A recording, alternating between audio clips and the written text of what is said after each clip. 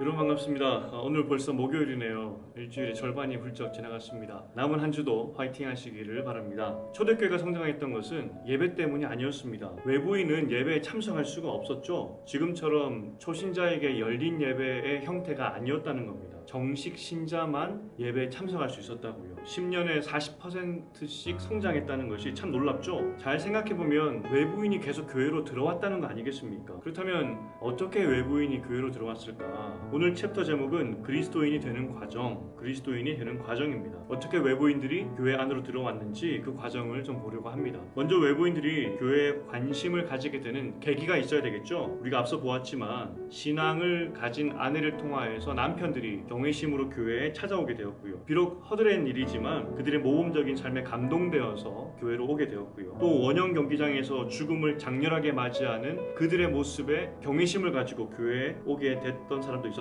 그리고 가난한 사람에게 평등하게 케어하는 그 모습에 경외심을 가지고 교회로 오는 사람도 있었고, 이웃과 좋은 친구가 되어서 친구 따라 교회 오는 경우도 있었다고 해요. 외부인들이 그래서 교회로 올 때 가장 큰 역할은 우정 때문이었다고 이야기를 합니다. 실제로 불법 종교였기 때문에 그리스도인이 어떤 사람인지를 알지 못하면 그 불법 종교에 올 수가 없겠죠. 좋은 친구가 믿는 그 종교에 관심을 가지고 따라오게 되었다는 겁니다. 책에서는 키프리안이라는 사람을 소개합니다. 부유했고 높은 지위의 집안의 사람이었습니다.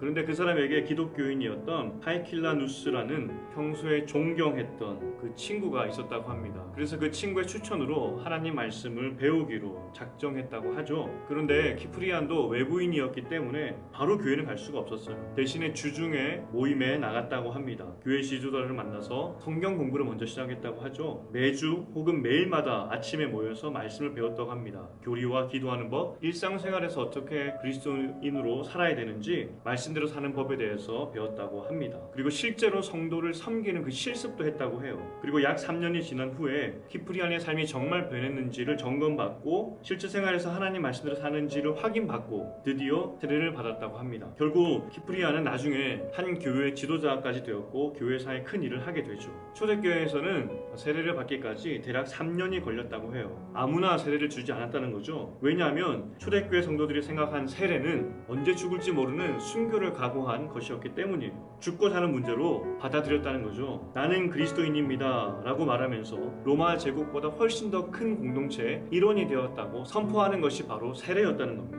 예수님의 지상명령이 제자를 삼으라고 했지 전도하라고 말씀하신 것이 아닙니다. 초대교회는 정말 3년 동안 세례 교육을 통하여서 제자로 만들었대요. 전 삶이 예수님의 제자로 살 준비가 된 사람만 세례 받았고 이들만이 정식 예배에 들어갈 수 있었다고요. 10년에 40%로 교회가 성장했다고 하는데 지원자 중에서 교육을 수료하지 못하고 탈락했던 사람도 있었겠죠. 그러니 통과한 사람이 이렇게 엄청난데 단순 지원만 했던 사람은 얼마나 많았겠냐고. 바꾸어 말하면 정말 초대교회 사람들은 예수의 제자로 만들었고 그 삶에 감동된 사람들이 구름처럼 매일 아침 모여서 하나님 말씀을 함께 배웠다는 거예요. 세례를 받을 때에는 옷도 다 벗었대요. 우리가 과하다고 생각할 수 있겠지만 그들에게는 정말 모든 것을 다 내려놓고 순교를 각오하는 그러한 결연의 의식의 시간이었다는 거죠. 절대 그래서 과한 것이 아닙니다. 기록에 보면은 세례 훈련자들이 이 어려운 3년의 훈련을 계속 해나갈 수 있었던 이유가 나오는데 실제 그 말씀대로 살아보니까 그리고 예수님처럼 사랑을 해보니까 그러한 삶이 가능한 것을 깨달았기 때문이다. 그렇게 기록을 하고 있어요. 말씀대로 사는 것이 가능하다는 것을 그들은 3년 동안 체험을 했고 3년의 기간을 끝내고 나는 기꺼이 죽음을 각오하고 세례를 받겠습니다. 선포할 수 있었던 것이죠. 그리고 그런 사람들이 또 다른 제자를 낳고 나서 폭발적인 교회 성장이 있을 수 있었던 거예요. 요즘 교회 이미지가 땅에 떨어졌죠. 사람들이 교회를 바라보는 시선이 굉장히 따갑습니다.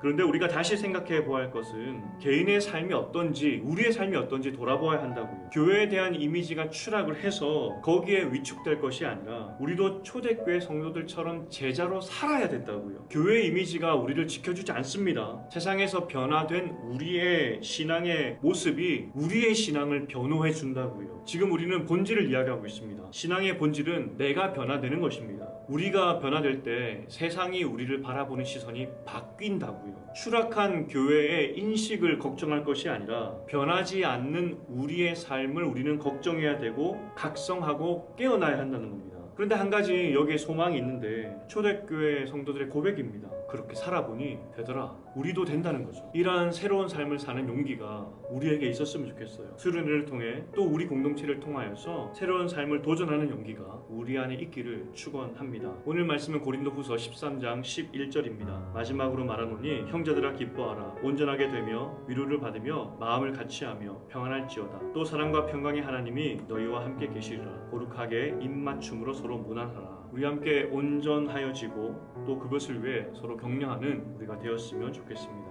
함께 기도하시겠습니다. 하나님 아버지, 나는 주님의 제자인지 다시 점검해 봅니다. 주님을 따르기 원하지만 용기 없고 또 연약한 우리를 불쌍히 여기시고 주님 따라가는 삶이 얼마나 기쁠 수 있는지를 경험하는 우리가 될 수 있도록 도와주시옵소서. 다음 주 나 혼자 수련회 모든 프로그램을 위해 기도합니다. 함께하는 기쁨 있게 하시고 우리의 신앙을 다시 세우는 시간들 되게 하여 주시옵소서. 오늘은 특별히 청년 산부를 위해 기도합니다. 언제나 하나님의 빛 가운데를 걸어가는 청년 산부 되게 하여 주시옵소서. 예수님 이름으로 기도합니다. 아멘. 점심 맛있게 드시고요. 남은 하루도 하나님께서 빛으로 인도하시기를 축복합니다. 우리 내일 뵐까요?